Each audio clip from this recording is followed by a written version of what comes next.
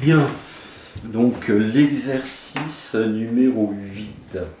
Donc on considère f, une fonction de R vers R, qui est continue,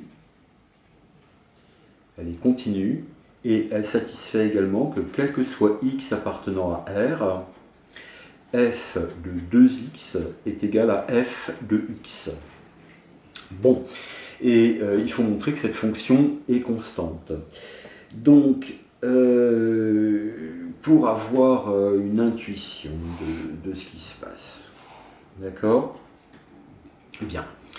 Je vais prendre un x quelque part ici, je vais l'appeler, je sais pas, x0, d'accord? Donc la fonction, elle vaut quelque chose en x0, elle vaut f de x0, donc ça signifie qu'ici, quelque part là, j'ai un point du graphe. Alors il y a d'autres endroits où la fonction vaudra f de x0 à cause de cette égalité. Vous voyez, x0 c'est le double de x0 sur 2. Donc là j'ai x0 sur 2. Et en x0 sur 2, la fonction elle vaut la même chose qu'en x0. Donc le graphe est encore ici. D'accord? Et évidemment, il y a pareil, il y a x0 sur 4. En x0 sur 4, la fonction vaut aussi f de x0. Donc on va fabriquer comme ça une suite, d'accord, qui va tendre vers 0. On aura ici une suite de points, et donc de points du graphe, ils sont tous la même ordonnée. Et donc je m'aperçois que f de x0, c'est obligé de valoir f de 0. Pour quelle raison? Parce que la fonction est continue. Il aurait suffit de mettre comme hypothèse qu'elle est continue en 0. C'était largement suffisant. Donc j'ai plus qu'à écrire ça. D'accord? Donc f est continue sur R. C'est une hypothèse un peu trop forte. Donc en 0. Donc, quel que soit un suite réelle qui converge vers 0,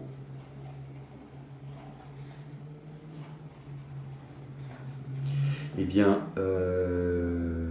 la suite des images, f de un, converge vers f de 0. D'accord? Maintenant, je vais mettre soit x0 appartenant à R. Et je vais montrer que f de x0, ça vaut forcément f de 0. Je vais regarder la suite x0 sur donc, n plus 1. Le plus 1, c'est simplement pour ne pas diviser par 0. D'accord, cette suite-là, qu'est-ce que je peux en dire? Elle converge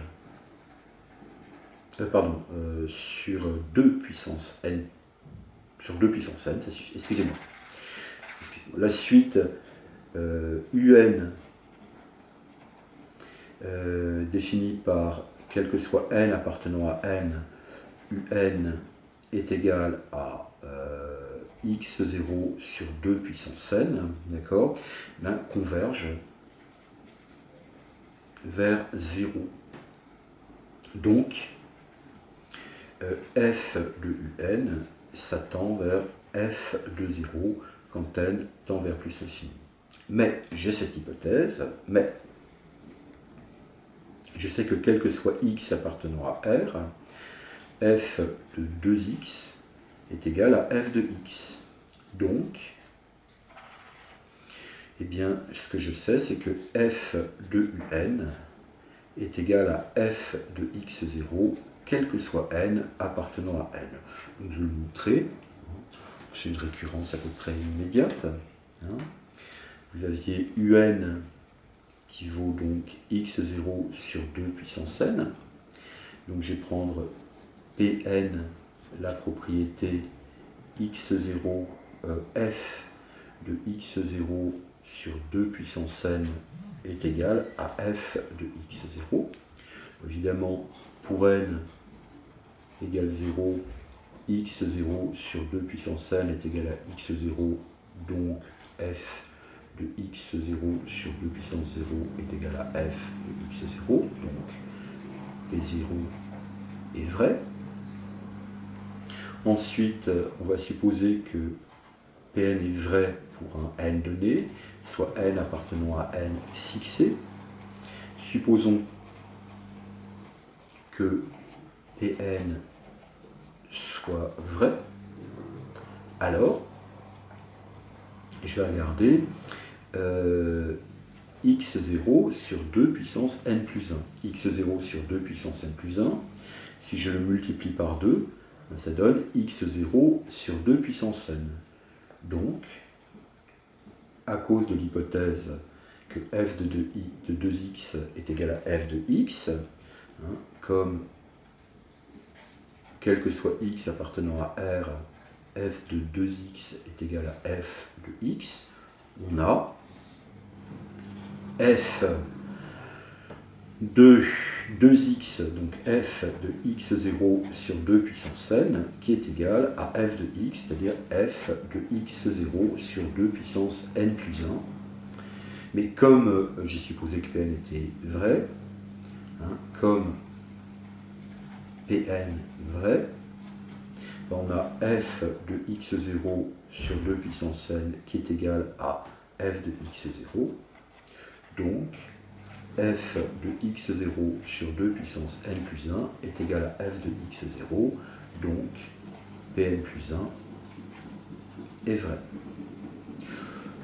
Maintenant, le principe de récurrence me dit donc que Pn est toujours vrai. Donc, quel que soit n appartenant à n, Pn est vrai. Donc, ça me dit que la suite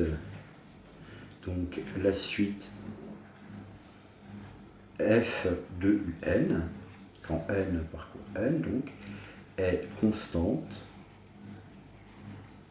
égale à f de x0. On a vu qu'elle tendait vers f de 0. On sait que f de un tend vers f de 0, donc f de x0 est égal à f de 0, et c'est vrai pour n'importe quel x0, donc la fonction est constante.